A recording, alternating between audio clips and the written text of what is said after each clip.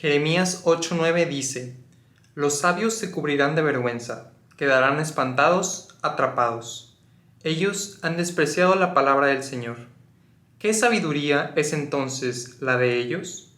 Hola, ¿qué tal? Bienvenidos a Católicos Reales, mi nombre es Alejandro y el día de hoy vamos a estar analizando las lecturas de Zacarías 9, versículos del 9 al 10, la carta de Pablo a los Romanos y el Evangelio de San Mateo, capítulo 11, versículos del 25 al 30. Y como siempre, si no las has leído o escuchado, te recomiendo que primero pases a ver el video que te estaré dejando en la parte de abajo en la descripción, con las lecturas del domingo para que tengas un mejor entendimiento del análisis que voy a hacer. Y sin más preámbulos, y dado que solo tengo 10 minutos de tu tiempo, vamos a empezar.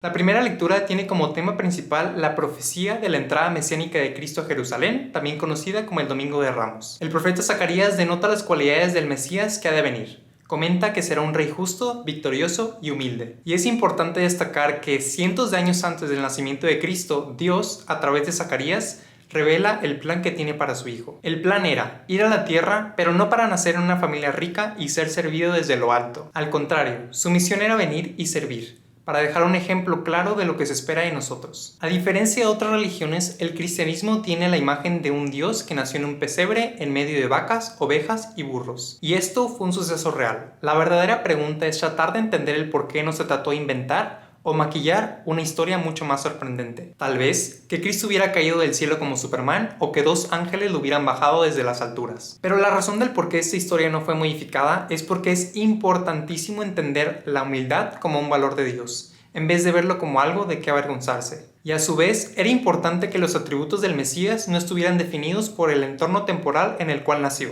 ya que los valores de Dios son eternos e inmutables. Hay tradiciones que han desaparecido, idiomas que están en peligro de extinción y civilizaciones que solo conocemos de ellas por medio de los libros de historia. Pero valores como el amor, la justicia y la misericordia no conocen barreras del tiempo ni del lenguaje. En Japón, India o México se entiende perfectamente lo que es una persona humilde sin la necesidad de hablar un idioma en común. No importa si es el año 1450 o 2023, todos sabemos el valor y sacrificio que se requiere para morir en una cruz por tus amigos. Y a pesar de que los evangelios fueron escritos en griego, la historia de Cristo está narrada por medio de los valores que lo representaban: justicia, humildad, amor, misericordia. La lección más importante de la primera lectura es identificar a Cristo y a nosotros mismos por medio de los valores que nos representan, sin importar títulos ni apellidos.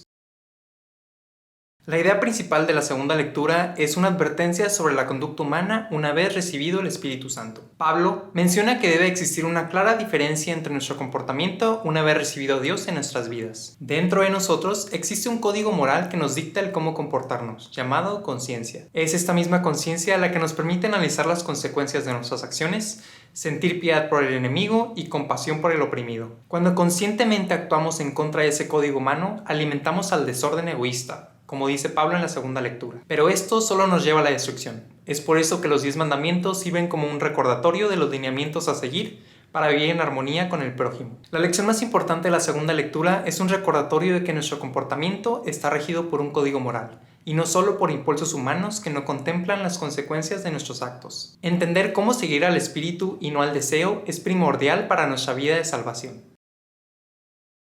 Este evangelio es uno de mis favoritos. A pesar de ser muy corto, tiene un mensaje muy profundo si uno le presta mucha atención. Muy puntualmente menciona 3 ideas principales. La primera, Cristo como único conocedor de Dios. La segunda, la revelación del evangelio a los sencillos. Y la tercera, el consuelo hacia ellos. La primera idea, a pesar de que Dios se reveló a sí mismo ante la humanidad por medio de los profetas, nadie tuvo una noción completa de lo que Dios representa. El ser humano que estuvo más cerca de ver a Dios fue Moisés. Sin embargo, en Éxodo 33:20, Dios le dice a Moisés: «Tú no puedes ver mi rostro», añadió, «porque ningún hombre puede verme y seguir viviendo». Entonces, ¿cómo podríamos conocer a Dios en plenitud aquí en la tierra si uno lo ve hasta que llega al cielo? Bueno, escuchando de viva voz a alguien que haya recorrido ese mismo camino, pero de manera contraria. Juan 3:13 nos dice que nadie ha subido al cielo sino el que descendió del cielo, el Hijo del Hombre que está en el cielo. Es hasta la llegada de Cristo en donde podemos saber de viva voz cómo es el Padre. Cristo en el Evangelio menciona: nadie conoce al Padre sino el Hijo, y aquel a quien el Hijo se lo quiera revelar. Y el credo nos permite entender la relación que existe entre Padre e Hijo. Dios de Dios, luz de luz, Dios verdadero de Dios verdadero, engendrado, no creado, de la misma naturaleza del Padre. Y esto es un concepto difícil de Santo Tomás de Aquino. Cristo no empezó a existir, Cristo es la existencia misma, infinito y eterno. Y de hecho, el Evangelio de Juan inicia diciendo: al principio existía la palabra, y la palabra estaba junto a Dios, y la palabra era Dios. Y sabemos que esta cita hace referencia a la existencia de Cristo justo antes de los sucesos en Génesis. Entonces, si hay algún humano en la historia de la humanidad que conoce a Dios Padre, definitivamente es Cristo. Y dicho esto, llegamos a su misión de vida: ser enviado a la tierra para que todo el que crea en Él pueda tener vida eterna. Y es aquí donde aprovecho para desarrollar la segunda idea de este Evangelio: la revelación de la verdad a los sencillos. Sabemos que nosotros como humanos no elegimos en qué familia nacer, pero Dios eligió en qué familia iba a nacer su Hijo en conjunto con la aceptación de la Santísima Virgen para cumplir con esa misión. Dios eligió que Cristo naciera en una familia muy humilde, de una ciudad muy humilde de Galilea, como lo era Nazaret. Su nacimiento no fue rodeado de realeza y lujos, sino de vacas, ovejas y burros. El Hijo de Dios no nació como Salomón en un palacio, ni creció en uno como Moisés. Esto porque, como Cristo menciona en Mateo 20:28, como el Hijo del Hombre que no vino para ser servido, sino para servir y dar su vida en rescate por una multitud. Y el mensaje aquí es claro: Cristo fue enviado al grupo de personas que más lo necesitaban y pedían por él. ¿Y quiénes eran esas personas? Bueno, primero voy a definir quiénes no eran esas personas. En el Evangelio, Cristo menciona: yo te alabo, Padre, Señor, porque has escondido estas cosas a los sabios y entendidos, y las has revelado a la gente sencilla. Y en la Biblia hay muchísimos versos que hablan sobre esto. Por ejemplo, Corintios 3:18-19 dice: que nadie se engañe. Si alguno de ustedes se tiene por sabio en este mundo, que se haga insensato para ser realmente sabio. Porque la sabiduría de este mundo es locura delante de Dios. Estos falsos sabios son aquellos que no creen o cuestionan la existencia de Dios, limitando su conocimiento y sabiduría a solo lo que pueden ver, medir y probar. En otras palabras, solo aceptando conocimiento terrenal. Pero a Dios no lo conoces por medio de las ciencias experimentales. A Dios lo conoces por medio de la necesidad. Y Mateo 7:8 explica esto diciendo: porque todo el que pide recibe, el que busca encuentra, y el que llama se le abrirá. El que pide, busca y llama es aquel sencillo que sabe que arriba de él hay respuestas a las cuales él no tiene acceso, problemas de los cuales no puede salir solo y sentimientos muy difíciles de superar por nuestra cuenta. Cristo fue enviado al sencillo que lo busca y lo necesita, no al arrogante que lo niega. Y es aquí como llegamos a la tercera idea del Evangelio: el consuelo y la promesa de Cristo. Cristo invita a todos los afligidos y agobiados para que en Él descansen. Y en el Evangelio menciona su yugo. Y les voy a ser sincero, yo nunca he trabajado en el campo, así que tuve que ver videos de gente arando la tierra para entender esta analogía. El yugo es un artefacto que colocas sobre la cabeza de dos animales de trabajo. Ambos son forzados a mover sus cabezas en la misma dirección, jalando el arado y trabajando juntos para cumplir el mismo objetivo. Si uno decide no moverse, es imposible que el otro haga el trabajo por ambos. Cristo en esta analogía menciona: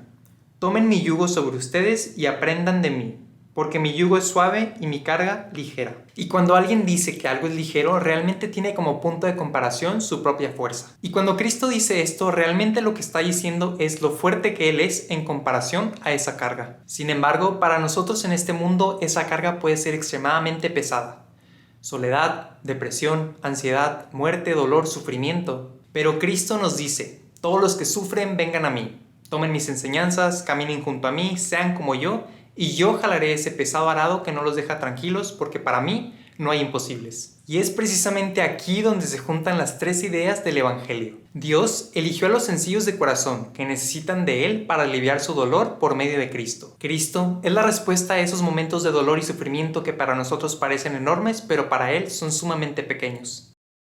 A continuación presentaré los 5 puntos más importantes de esta homilía. Punto número 1. Ser humilde es algo de lo cual estar orgulloso y no avergonzado. Punto número 2. Dios se presenta al que lo necesita y no al que lo rechaza. Punto número 3. A Dios no lo descubres por medio del método científico. A Dios lo descubres por medio de las dificultades. Punto número 4. Cuando llegues a la presencia de Dios, Él no te preguntará cuánto sabes sobre el mundo. Te preguntará cuánto sabes sobre Él. Y punto número 5. La sabiduría terrenal es necedad ante los ojos de Dios.